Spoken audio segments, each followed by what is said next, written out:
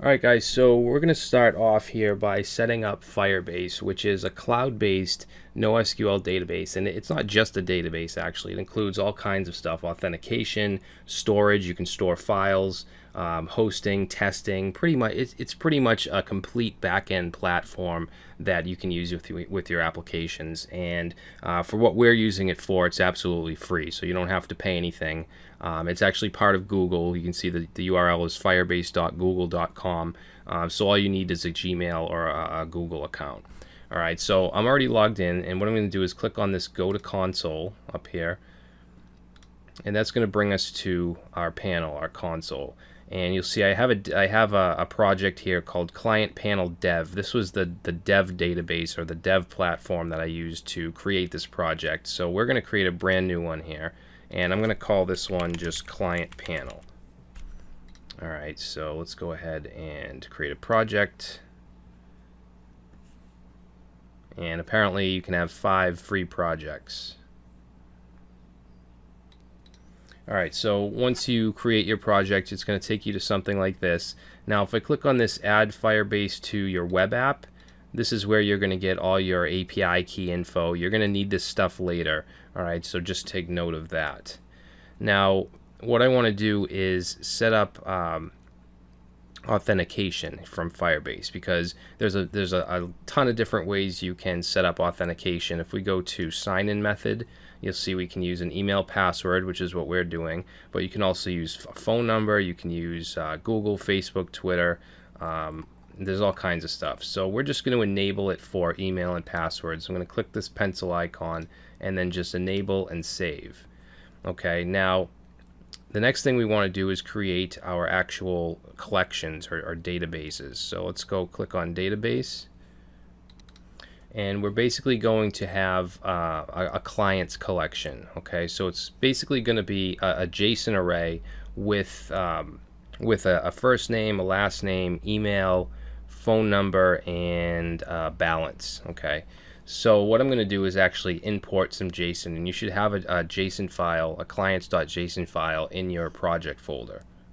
Alright, so let's first create the database, and you can do it by just clicking up here and then adding on to this URL. This is the official URL for your Firebase, and then we're just going to say clients and then click go.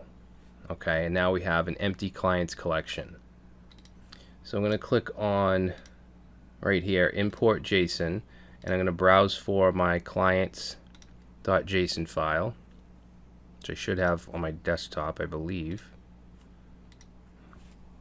Or actually, no, it's not, because I'm on a virtual machine. So let me just go to my main machine here, and let's see, desktop.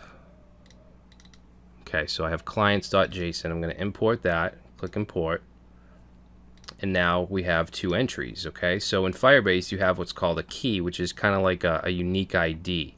So you can see we have 2 of these, and then inside here we have a first name, last name, phone number, email, and balance.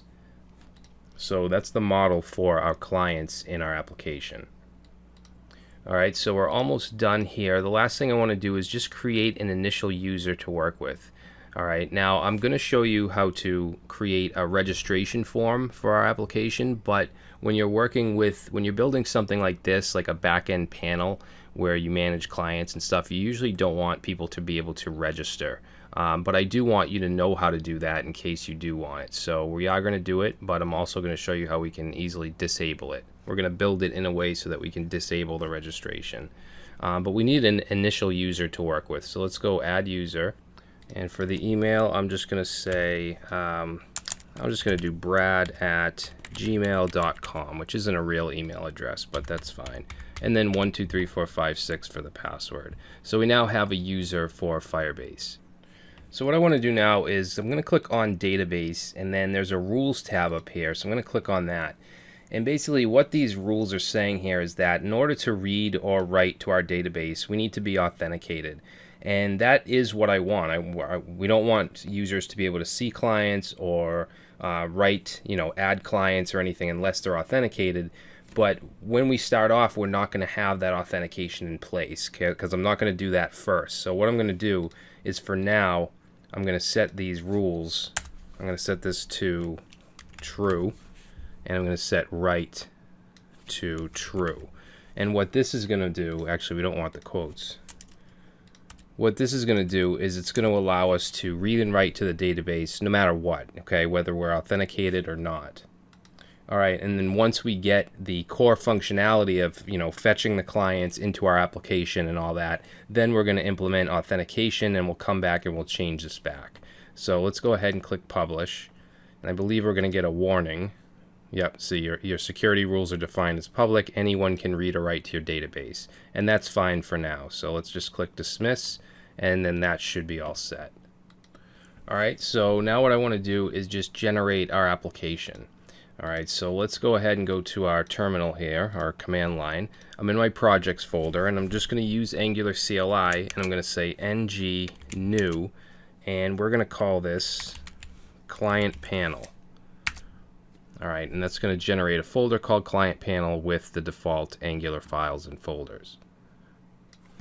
All right, so let's go ahead and cd into client panel, and let's run ng serve. Okay, everything compiled successfully. Let's just make sure that everything shows up okay. So localhost, localhost, don't want that. Port 4200, and there we go. All right. Now I do just want to install a couple dependencies. I want to install Bootstrap 4, and we have to install jQuery and also Tether, which is also a dependency for Bootstrap. So let's go ahead and do a Control-C to stop our server, and I'm just going to clear that out. And then let's do an npm install. All right, and just like with our last project, our FAQ app, you want to check out the Bootstrap GitHub page and see what version. Let me just show you real quick. So we'll go to Bootstrap GitHub, and right now, when it comes to Bootstrap 4, the latest version is Alpha 6. So you'll see right here, we're going to run this command. But you want to make sure, at the time you're watching this, you may not have to do this, okay? So just check this out before you do anything. All right, but we're going to go ahead and run Bootstrap, npm install Bootstrap, and we're going to do 4.0.0 dash alpha, alpha.6. Okay, we're also going to install Tether and also jQuery, and then we're just going to add the -- save flag. Okay, get those dependencies set up. All right, and while that's going on, let's go ahead and open up Visual Studio Code.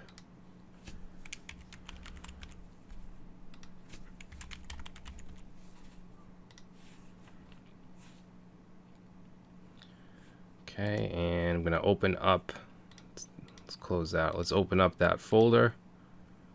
So we want the client panel folder. And then we're just going to add those dependencies to the Angular CLI.json file under styles and under scripts. I'm going to paste these in to save a little bit of time. I'm going to put a comma after styles CSS and go ahead and paste the Bootstrap CSS path. And then we're going to grab the scripts and put those in here, just like that. So we have jQuery, Tether, and then Bootstrap JS. All right, and we'll save that. So if we go and restart our application with ng serve, Bootstrap should be in effect. Okay, we should be able to see the difference when this reloads. All right, so if we go ahead and reload that, now you can see the fonts are different. Bootstrap 4 is now in effect. All right, so we're going to go ahead and stop here, and in the next video we're going to start to generate our components. We have quite a bit in this application, so I just want to get everything out of the way and just go ahead and generate all of them, and then we'll go from there.